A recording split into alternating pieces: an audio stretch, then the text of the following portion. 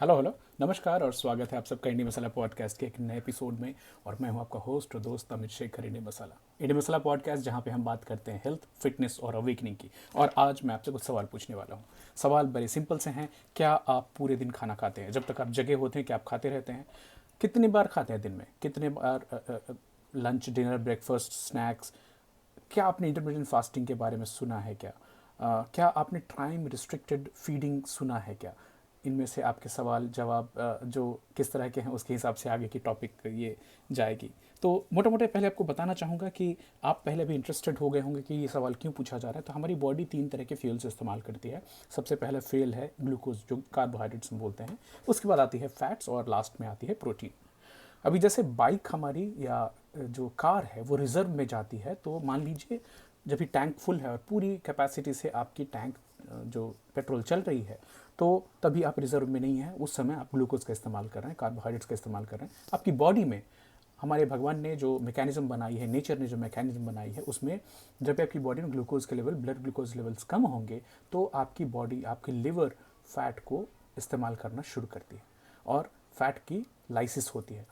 लेकिन ये तभी होगा जब आपकी बॉडी रिजर्व में जाएगी। अगर आप कंटिन्यूसली अपने पेट्रोल टैंक को फुल रखेंगे, कभी भी फैट इस्तेमाल नहीं होगा और फैट आपके शरीर के ऊपर में जमा होता रहेगा। सबसे आखिर में आता है लास्ट इज प्रोटीन। जब भी मसल्स ब्रेक डाउन होते हैं आपको एनर्जी देने के लिए, लेकिन वो स्थिति कब आएगी? जब आपकी बॉडी में फैट नहीं रहे, which is very very rare.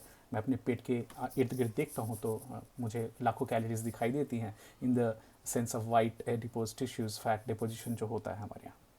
तो क्या आप अपनी बॉडी को ये मौका दे रहे हैं कि वो टैप करे अपने फैट रिजर्व में? क्या वो रिजर्व में जाए? इसमें साथ के साथ एक और बड़ी इंटरेस्टिंग चीज़ बताना चाहूँगा कि आपके बॉडी के मेटाबॉलिज्म में, आपके डायबिटिक होने में, नॉन डायबिटिक होने में, आपकी बॉडी में ग्लूकोज कैसे इस्तेमाल हो रही है, इन सब के पीछे इंसुलिन बहुत बहुत इंपॉर्टेंट होती है।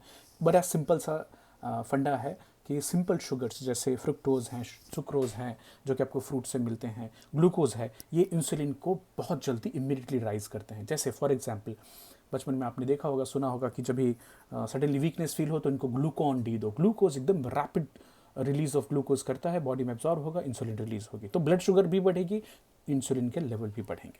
कॉम्प्लेक्स कार्ब्स उसके बाद आते हैं, जैसे पूरे अनाज हैं, रोटी है, चावल है, तो ये थोड़ी कम इंसुलिन रिलीज करेगी, थोड़ी कम ग्लूकोज स्पाइक करेगी as compare to simple sugar. फिर फाइब्रस कार्ब्स आ गए, जैसे ग्रीन लीफी वेजिटेबल्स आ गए, दाल आ गया, लेग्यूम्स आ गए, तो ये इंसुलिन को थोड़ा और कम स्पाइक करेंगे, sugar level, blood glucose level थोड़ा और कम स्पाइक करेंगे। प्रोटीन बड़ी मॉडरेट सी इंक्रीज होगी इंसुलिन के लेवल्स में और आपके ब्लड शुगर लेवल में। और अगर फैट अगर कंज्यूम करते हैं ऐसे खाना में, तो जैसे घी खाते हैं, जैसे आप एग के अंदर जो योक आती है वो फैट खाते हैं, तो फिर आपकी लोएस्ट इम्पैक्ट ऑन इंसुलिन होती है। और इंसुलिन के लेवल भी कम इम्पैक्ट होते हैं, ब्लड ग्लूकोज भी कम इम्पैक्ट होती है। सो आप किस तरह की चीज़ खा रहे हैं और कब खा रहे हैं, ये डिपेंड करता है आपके इंसुलिन और ग्लूकोज के लेवल्स को कैसे इम्पैक्ट करेगा। तो जैसे हमने खाना खाया तो खाना खाने के बाद हमारे ब्लड में ग्लूकोज के लेवल बढ़ते हैं, साथ साथ इंसुलिन के लेवल बढ़ते हैं। जब भी हमने नहीं खाया है तो fed state versus fasting stage, जब भी हमने नहीं खाया हुआ होता है, फास्टिंग के स्टेज में होते हैं, तो ब्लड में ब्लड ग्लूकोज भी कम होता है और इंसुलिन के लेवल भी कम होते हैं। इंसुलिन बहुत इंपॉर्टेंट है, क्योंकि इंसुलिन अगर बॉडी में कंटिन्यूसली स्पाइक्ड रहे, बढ़ा रहे, तो ये इंसुलिन रेसिस्टेंस कॉज करता है, टाइप 2 डायबिटीज़ मेलिटस कॉज करता है, साथ ही बहुत सारी क्रोनिक बीमारियां जिसमें कैंसर भी इंक्लूडेड है। याद कीजिए, इंसुलिन एक बहुत इंपॉर्टेंट ग्रोथ हार्मोन है और ये जब भी स्पाइक्ड रहेगा तो ट्यूमर्स को भी बढ़ने के उतने ही चांसेस मिलते हैं। आप इसके बारे में अपनी जानकारी और बढ़ाएं। जब भी हम नॉन फेड स्टेट में होते हैं, फास्टिंग स्टेज में होते हैं, तो बॉडी में GLP-1 ग्लूकागॉन लाइक पेप्टाइड 1 के लेवल्स बढ़ते हैं। ग्लूकागॉन क्या करता है? जब भी हम फास्टिंग स्टेज में होते हैं, एक हार्मोन है, ये फास्टिंग स्टेज में रिलीज होता है और एनर्जी के सोर्सेज को मोटिबल एक्चुअली क्या बोले मोबिलाइज करता है, जिसमें हमारी बॉडी अलग अलग एनर्जी सोर्सेज को टैप कर सके, जैसे लिपोलाइसिस हो सके, हम हमारे लिवर में जो फैट जमा हुई वो टूट सके और एनर्जी फैट बर्न हो सके। तो जब ये फास्टिंग के स्टेज में होंगे, GLP-1 glucagon like peptide release होते हैं, जो कि बॉडी के फैट जलाने की मदद करते हैं। आपके फास्टिंग स्टेज में कभी आएंगे? जब भी आप 16 से 18 घंटे की फास्टिंग मेंटेन कर पा रहे हैं। तो यहाँ पे इंपॉर्टेंट हो जाता है टाइम रिस्ट्रिक्टेड फीडिंग। अगर आपको फास्टिंग से तकलीफ है तो फास्टिंग मत कीजिए। 8 घंटे का विंडो पीरियड रखिए जिसमें आपको खाना है। सचिन पांडा जो कि बहुत बड़े रिसर्च स्कॉलर हैं, ओरिजिन इंडिया की है बट सर्काडियन रिदम के उन्होंने बहुत बहुत काम किया है। 2012 के उनके पेपर में 4 चूहों के ग्रुप में अलग अलग टेस्ट की गई। ग्रुप 1 था जिसको नॉर्मल चूहे की डाइट दी गई थी, जिसको 24 घंटा अवेलेबल था खाना। ग्रुप दूसरा था कि वही सेम डाइट दूसरे ग्रुप में केवल 8 घंटे के पीरियड में दी गई, 8 आवर्स पीरियड। ग्रुप 3 था जिसको very high fat content diet, जो कि चूहों को बहुत पसंद आता है, 24 घंटे खाने को दिया गया। और ग्रुप 4 को हाई फैट कंटेंट डाइट केवल 8 घंटे के पीरियड के लिए दिया गया। अब चूहे जो होते हैं कॉर्पस्कुलर होते हैं, जो कि एक्टिव होते हैं मॉर्निंग और इवनिंग में, जैसे कि बिल्लियाँ होती हैं, इसलिए दोनों का मैच भी होता है। इंटरेस्टिंगली जो ग्रुप 4 में देखा गया कि ग्रुप 4 जो कि high fat diet time restricted 8 our period में खाते हैं, उन्होंने वेट को मेंटेन रखा और हेल्थ के पैरामीटर्स उनके अच्छे रहे। वहीं ग्रुप 3 जिसको हाई फैट डाइट और साथ के साथ ग्रुप 1 जिनको हाई कार्ब डाइट मतलब नॉर्मल डाइट भी 24 घंटे दी गई, वो दोनों ग्रुप ने वेट गेन कर लिया और ओबीस हो गए और बीमार हो गए। ग्रुप 4 में जिसे हाई फैट डाइट केवल 8 घंटे के लिए मिली, उनके हेल्थ मार्कर्स इंप्रूव हो गए, यहाँ तक कि पुरानी जो नेगेटिव हेल्थ मार्कर्स से कुछ बीमारियां थी वो भी रिवर्स हो गई। सो आगे इसमें यह भी देखा गया कि eating at night is not good for health, human health also. when we eat can either enhance our health or diminish it।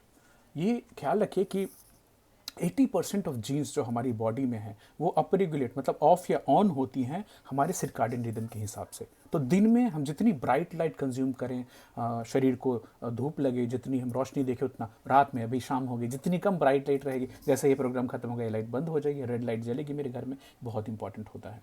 तो ब्लू लाइट ब्लॉकिंग ग्लासेस पहन रखा है मैंने। स्क्रीन को भी अवॉइड करना बहुत इंपॉर्टेंट होता है क्योंकि आपकी सर्कैडियन रिदम डिस्टर्ब होती है।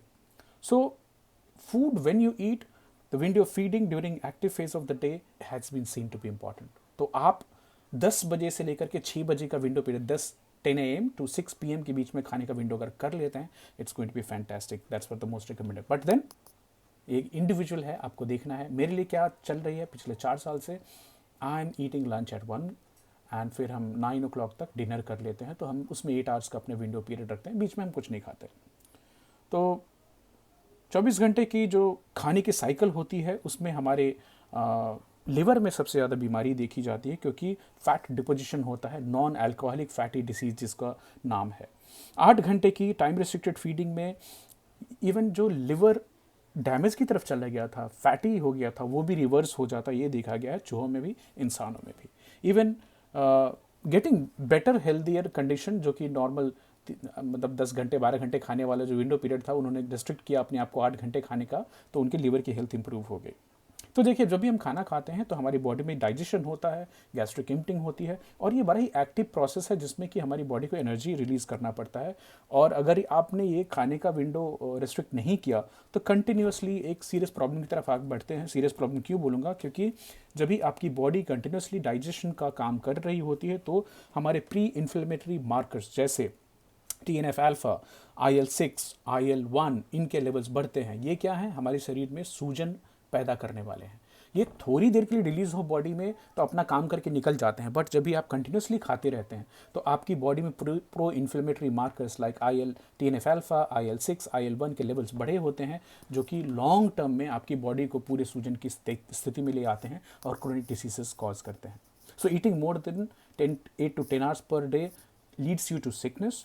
Eating within 8 to 9 hours per day gives you better health। ये मैं नहीं बोल रहा हूँ, ये बहुत सारी रिसर्च बता रही, सचिन पांडा की रिसर्च बता रही, मार्क हुबरमैन है, उनकी रिसर्च से भी हमें पता चलता है। इसमें मोटा मोटा एक बात कहना चाहूँगा आपको कि अगर आपके आसपास रोड है, अगर रोड वो टूट गई है तो उसकी रिपेयरिंग कभी होती है? ट्रैफिक को रोक कर किया जाता है कि चलती ट्रैफिक में रिपेयर किया जाता है? ट्रैफिक हमेशा रोकना होता है। तो जब भी आप इंटरमिटेंट फास्टिंग करते हैं, टाइम रिस्ट्रिक्टेड फीडिंग करते हैं, तभी आपकी बॉडी को ऑटोफेजी करने का मौका मिलता है, सेलुलर रिपेयर करने का मौका मिलता है, लिम्फेटिक सिस्टम को काम करने का मौका मिलता है, आपकी नींद प्रॉपर होती है।